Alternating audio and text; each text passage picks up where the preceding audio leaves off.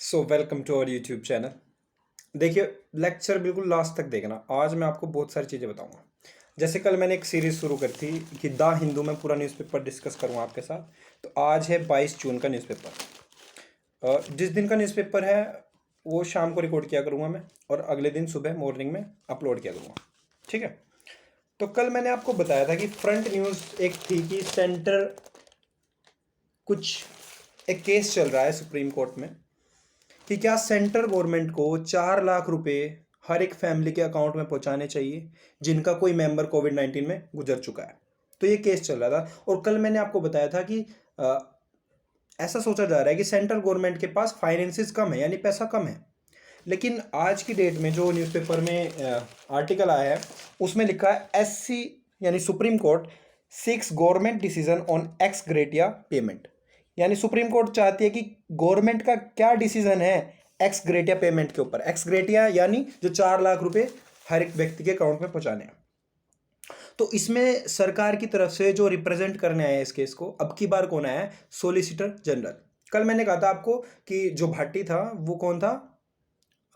Additional solicitor general. लेकिन आज कौन केस रिप्रेजेंट करने आया? सोलिसिटर जनरल जो कौन है? हमारे तुषार मेहता। ये बहुत बार नाम आएगा अगर आप द हिंदू न्यूज़पेपर पढ़ रहे हो, ये कहीं पे भी देखोगे। एडिशनल सोलिसिटर नहीं, सोलिसिटर जनरल कौन है? तुषार मेहता। और जो हमारा अटॉर्नी जनरल है वो कौन है? वेणुगोपाल। ठीक है। तो अभी इसमें कहा क्या गया है कि जो कल न्यूज़पेपर में था कि भाई सेंट्रल गवर्नमेंट के पास पैसा कम है, ऐसा नहीं है। तुषार मेहता ने क्या कहा है गवर्नमेंट को रिप्रेजेंट करते हुए? सुप्रीम कोर्ट में सरकार का वकील कौन बन के आया है? तुषार मेहता। और उसने क्या कहा है कि सरकार के पास पैसा कम नहीं है। भाई कह भी कैसे दे इस बात को ये? भाई इस टाइम पे सेंट्रल विस्टा एक प्रोजेक्ट है जिसमें इंडिया की पार्लियामेंट को फिर से बिल्ड किया जा रहा है। अब उसमें काफ़ी करोड़ रुपीस लगेंगे। तो अगर आप उस तरफ इस समय पे पैसा लगा रहे हो तो आप फैमिलीज को 4-4 लाख रुपए देने के लिए ऐसा कैसे कह सकते हो कि हमारे पास पैसा नहीं है? तो इसलिए सरकार को कहना पड़ा कि हमारे पास पैसा तो है, लेकिन हम उस पैसे को बजाय कि सीधा किसी के अकाउंट में 4-4 लाख रुपए पहुंचाए, हम क्या चाहते हैं कि हम उस पैसे को हेल्थ इंफ्रास्ट्रक्चर को डेवलपमेंट करने में लगाए। यानी हम हॉस्पिटल्स को बढ़ाए, जो जैसे ऑक्सीजन की सप्लाई थी वो रुकी हुई थी हॉस्पिटल्स में, तो उसको बढ़ाए। तो सरकार ने ये आर्ग्यूमेंट दिया है कि हम इकोनॉमिक रिकवरी के लिए उस पैसे को लगाना चाहते हैं। सरकार ने कहा है कि अगर हम किसी व्यक्ति के अकाउंट में पैसा पहुंचा देते हैं तो वो एक बार जाएगा, वन टाइम पेमेंट है, और वो शायद वो खर्च कर देगा, खत्म हो जाएगा। लेकिन सरकार कह रही है हम ऐसे इंफ्रास्ट्रक्चर, ऐसे प्रोजेक्ट डेवलप करना चाहते हैं जिससे कंट्री में आने वाले टाइम तक भी ग्रोथ हो काफ़ी सालों तक। तो ये एक ऐसा ही आर्ग्यूमेंट दिया सेंट्रल गवर्नमेंट ने, अपना पल्ला झाड़ रही है एक किस्म से। अब एक बात है कि क्या 4 लाख रुपए क्यों दिए जाते हैं? तो देखिए, डिजास्टर मैनेजमेंट एक्ट है 2005 का, सुनने पे ध्यान रखिए। अभी क्या हुआ है? कोविड-19 एक क्या है? पेंडेमिक। तो एक किस्म से ये डिजास्टर है।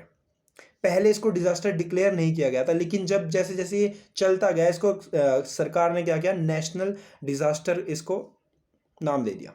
डिजास्टर क्या होता है? जैसे साइक्लोन्स आ गए, ठीक है, ट्रेन का एक्सीडेंट हो गया, तो डिजास्टर्स में आते हैं। तो पहले बीमारियों को भी ऐसे डिजास्टर में नहीं आते थे, लेकिन कोविड-19 को लाया गया क्योंकि ये एक बड़े स्केल पे डिजास्टर हो रहा है। तो इसके लिए एक एक्ट होता है डिजास्टर की मैनेजमेंट के लिए, उसको कहते हैं डिजास्टर मैनेजमेंट एक्ट। कब लागू हुआ था? 2005 में। जो एक्ट होते हैं वो पार्लियामेंट लागू करती है, इतना तो आपको पता होगा। यानी लोकसभा में पास हुआ, राज्यसभा में पास हुआ, प्रेसिडेंट ने साइन किया। तो ऐसे डिजास्टर मैनेजमेंट एक्ट था कब? 2005 का। अब इस एक्ट के एक सेशन में लिखा हुआ है, एक सेक्शन में लिखा हुआ है सेक्शन 12। पहले एक बार आप न्यूज़पेपर की फोटो ले लेना अगर आपको पढ़ना हो अलग से। बाकी मैं आपको बता रहा हूं, डिजास्टर मैनेजमेंट के सेक्शन 12 में लिखा हुआ है कि अगर कोई भी डिजास्टर हुआ और वहां पर लोगों को हानि पहुंचती है तो सेंट्रल गवर्नमेंट को हर एक व्यक्ति के अकाउंट में 4 लाख रुपए भेजने होंगे। ठीक है, ये बात क्या है? इस एक्ट के एक सेक्शन में है। तो अगर एक्ट सरकार के द्वारा लाया गया है, डिजास्टर मैनेजमेंट एक्ट, तो इसकी प्रोविजन को सरकार को फॉलो करना चाहिए, लेकिन इस टाइम पे सरकार इसको फॉलो नहीं कर रही, और सरकार ने एक अलग सा ही रीजन दे दिया है। ठीक है, क्योंकि तुषार मेहता ने एक और बात कही है कि जो ये सेक्शन है ये कंपलसरी नहीं है, ये एक रिकमेंडेटरी सेक्शन है।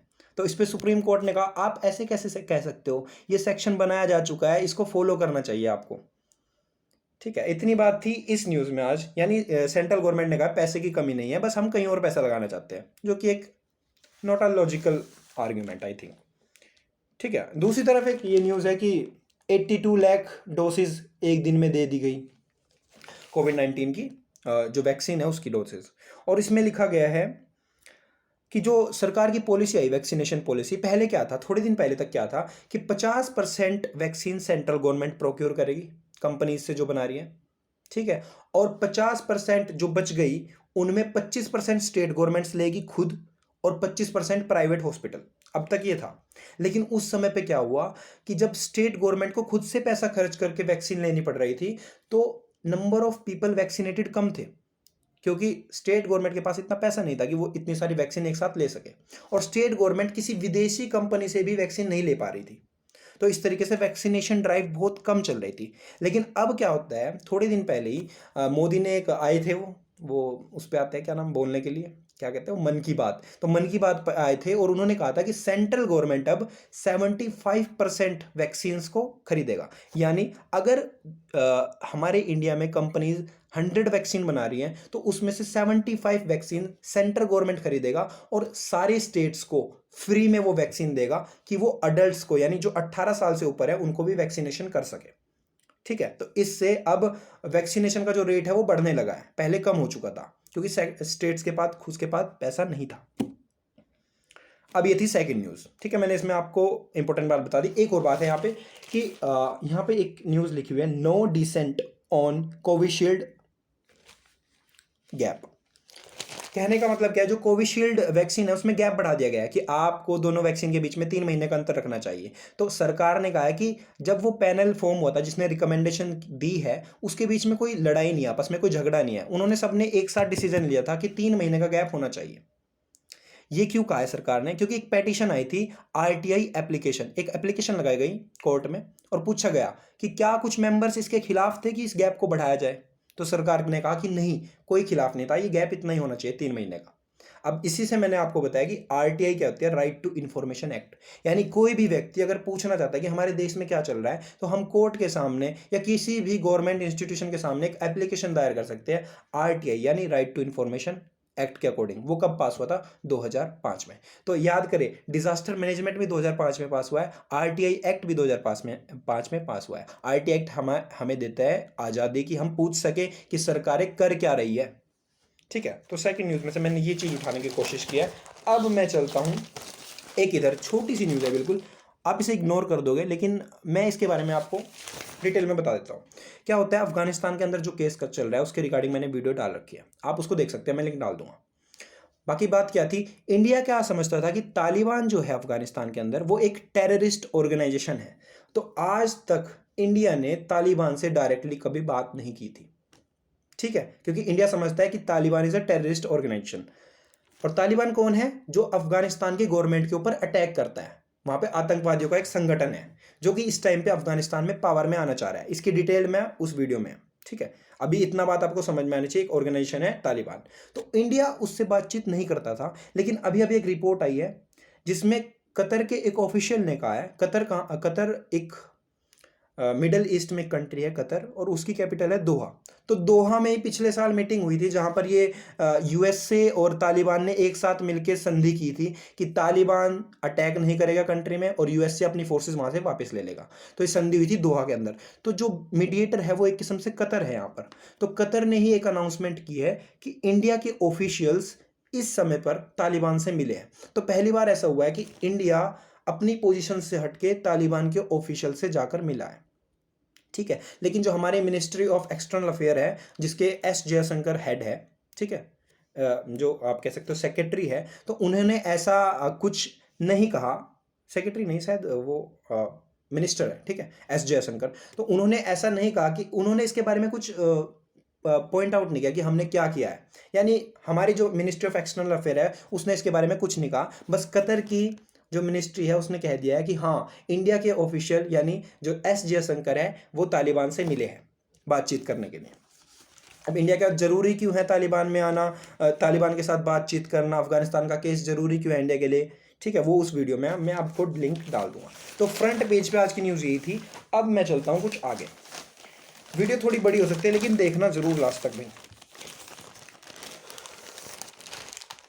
वही बात है, ये सारा जो आर्टिकल था आज वो अफगानिस्तान के ऊपर था कि अफगानिस्तान में से कैसे तालिबान बाहर जा रहा है, और यूएसए ने किस तरीके से सिर्फ तालिबान से बात की है, अफगानिस्तान गवर्नमेंट को यहाँ पर इन्वॉल्व नहीं किया।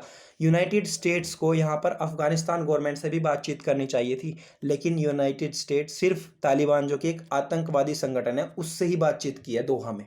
तो यही इसमें कहा गया है, सारे में डिटेल्ड उस वीडियो में है।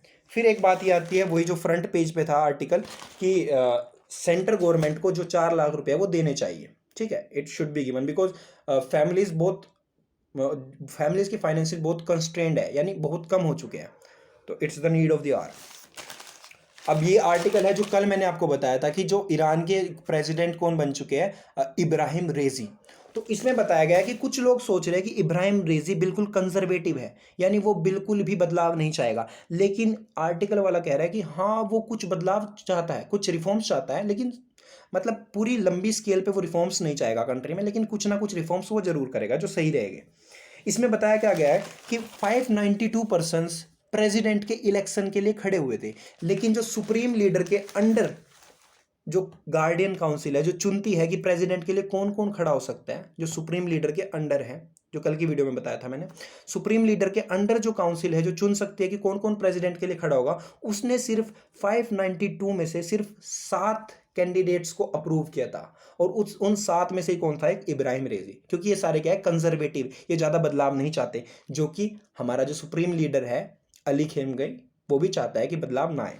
तो ये होगी हमारा फॉलो ऑफ द न्यूज़, यानी जो हमने कल कर चुके थे। आज मैं अगले पेज, अब जो एडिटोरियल के बिल्कुल अपोजिट होता है, यहाँ पर भी कभी कभार आपको अच्छी न्यूज़ मिल जाती है। तो आज मैं आपको 2 आर्टिकल्स हैं बहुत बड़े बड़े, इनको बता देता हूँ एक बार। पहला है ये, toward a strong federal structure, और यहां पर मैं पढ़ के सुनाता हूं क्योंकि मेरे को अपोजिट चमकता है, जब मैं आपको दिखाता हूं। यहाँ if states directly collect more taxes they will become less dependent on central government, यानी अगर स्टेट गवर्नमेंट खुद से टैक्सेस इकट्ठे करने लगे तो उनकी जो सेंट्रल गवर्नमेंट के ऊपर डिपेंडेंसी है वो कम हो जाएगी। अब उसको मैं आपको एक चीज से समझाता हूँ। देखिए, जब इंडिया बना था, ठीक है, India is a union. Union क्या होता है, यूनियन, इंडिया को एक यूनियन ऑफ स्टेट्स कहते हैं। यूनियन का मतलब है कि हमारी जो सेंट्रल गवर्नमेंट है वो ज़्यादा स्ट्रॉन्ग है, यानी कि जैसे कि इंडिया में इस टाइम पे 28 स्टेट्स और 8 यूनियन टेरिटरीज हैं, तो इन सारों का यूनियन एक गठजोड़ है पूरा भारत, और यहाँ पर यूनियन गवर्नमेंट की ज़्यादा डोमिनेंस है, ठीक है, समझ के, भारत में सेंट्रल गवर्नमेंट ज़्यादा स्ट्रॉन्ग है, स्टेट्स इतनी स्ट्रॉन्ग नहीं है। लेकिन जो दूसरी स्टेट्स है कंपैरेटिवली, जैसे USA, United states of America, तो वहाँ पर क्या था, 50 स्टेट्स को मिला के एक देश बनाया गया और उसको कहा गया यूनाइटेड स्टेट्स ऑफ अमेरिका, यानी अमेरिका की कुछ स्टेट्स जिनको यूनाइट किया गया है, और इसको कहते हैं फेडरल गवर्नमेंट। तो जो यूएसए की गवर्नमेंट है वो फेडरल गवर्नमेंट है, वहाँ पर स्टेट्स के पास भी हाई पावर है, यानी वहां पर सेंट्रल गवर्नमेंट तो ठीक ठाक स्ट्रांग है, लेकिन स्टेट्स के पास भी ज़्यादा पावर है। भारत के केस में सिर्फ सेंट्रल गवर्नमेंट ज़्यादा स्ट्रांग है, और यूनाइटेड स्टेट्स में सेंट्रल गवर्नमेंट भी स्ट्रांग है और उसके साथ साथ स्टेट्स भी काफ़ी स्ट्रांग है, ठीक है, ये बात कही गई है। तो यूनियन और फेडरल में अंतर समझ गए, यूनियन यानी सेंट्रल गवर्नमेंट ज़्यादा स्ट्रांग है। अब अगली बात, इसमें कहा क्या गया है कि जैसे भारत में कुछ तरीके के टैक्सेस होते हैं, एक डायरेक्ट टैक्सेस होते हैं, इनडायरेक्ट टैक्सेस होते हैं। डायरेक्ट टैक्सेस यानी जो सीधा इनकम के ऊपर लगे, जैसे इनकम टैक्स लगता है वो आपकी सीधी इनकम पे लगता है, सरकार खुद से काट लेती है उसको। ऐसे ही कॉरपोरेशन टैक्स होता है, यानी कंपनीज के ऊपर, कोई कंपनी खुली है नहीं तो उसके ऊपर टैक्सेस लगेंगे कि आपने यहाँ पे प्रोडक्शन चालू किया, उसके लिए टैक्स लगेंगे। तो इनको कहते हैं डायरेक्ट टैक्सेस, जो सीधा सीधा कटते हुए हमें दिखाई दे। और दूसरी तरफ होते हैं इनडायरेक्ट टैक्सेस, यानी जैसे जीएसटी। जीएसटी आपके प्रोडक्ट्स के ऊपर होता है, जैसे आपने कोई बिस्किट खरीदा तो उसके ऊपर जीएसटी होगा, अंदर ही उसके प्राइस में इंक्लूड होएगा वो, तो एक किस्म से वो इनडायरेक्ट टैक्स हो गया। डायरेक्ट टैक्स यानी जो आपको सीधा सीधा दिखे इनकम के ऊपर, और इनडायरेक्ट टैक्स जो आपको सीधा सीधा ना दिखे, प्रोडक्ट्स के प्राइस के अंदर ही इंक्लूड हो, ठीक है। तो इस तरीके से यहां पर बताया गया है कि जो यूनियन गवर्नमेंट है, पहले एक बार ये पेज है इसका स्क्रीनशॉट ले लेना, फिर बाद में इसको पढ़ना।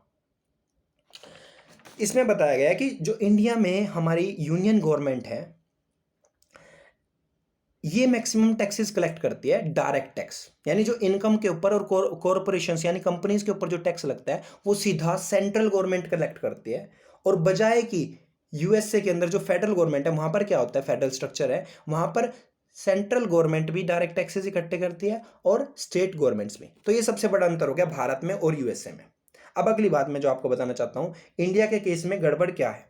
इंडिया के केस में जो डायरेक्ट टैक्सेस है वो सेंटर इकट्ठे करती है सारे, स्टेट्स का कोई काम नहीं है उसमें, यानी इनकम के ऊपर और कंपनीज के ऊपर। और फिर उसमें से वो टैक्सेस डिवाइड करती है स्टेट्स को।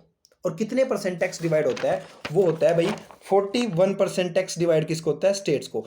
यानी अगर सेंट्रल गवर्नमेंट ने टोटल 100 रुपये इकट्ठे करे हैं तो उसमें से 41 रुपये उसे पूरी स्टेट्स के अंदर डिवाइड करने पड़ेंगे, ठीक है, जो इनकम से कलेक्ट किया उसने। यहाँ पर जीएसटी की बात नहीं, यहाँ सिर्फ डायरेक्ट टैक्सेस की बात कर रहा हूँ मैं, जो इनकम से आते हैं।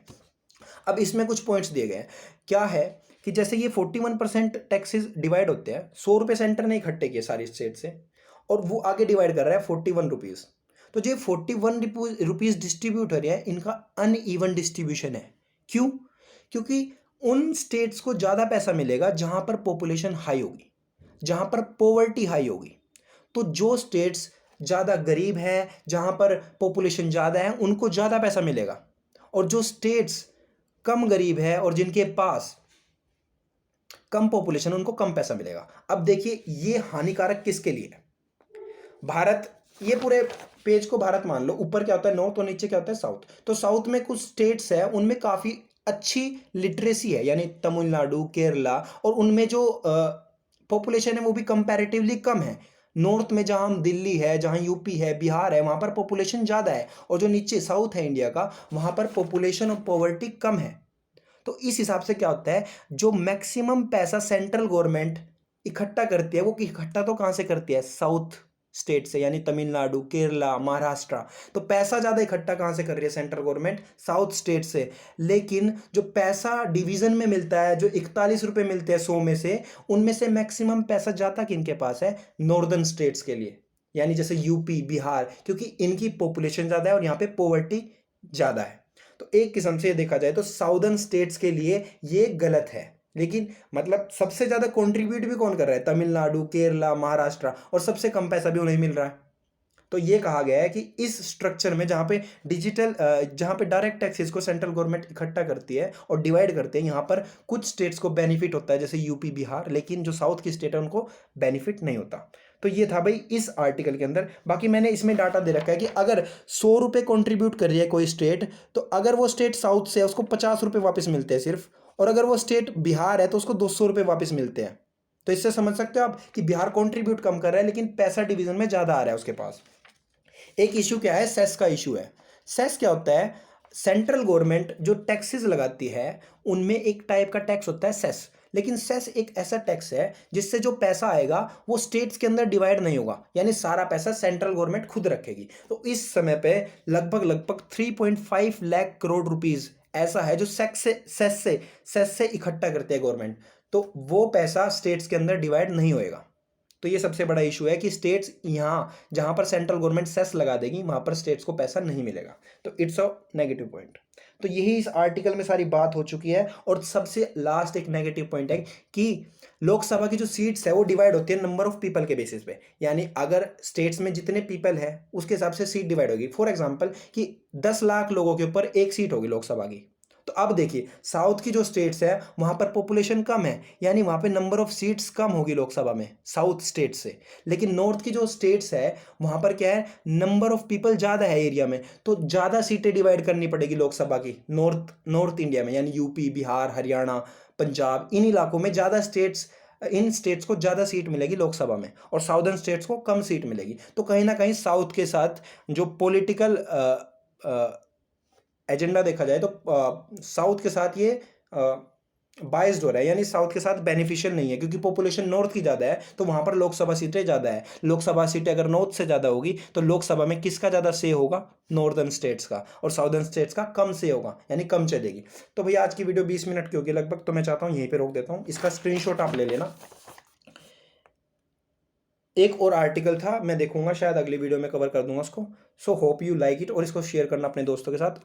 और मैं चाहता हूँ आप वीडियो लास्ट तक देखें, ठीक है, सारी वीडियो लास्ट तक देखा करें। देखो मैं फ़ैन भी ऑफ करके रिकॉर्ड करता हूँ, इसलिए मेरे को इतना पसीना आता है। तो प्लीज़ मैं चाहता हूँ आप, अगर मैं मेहनत कर रहा तो आप भी अपनी तरफ से देखने की मेहनत करें।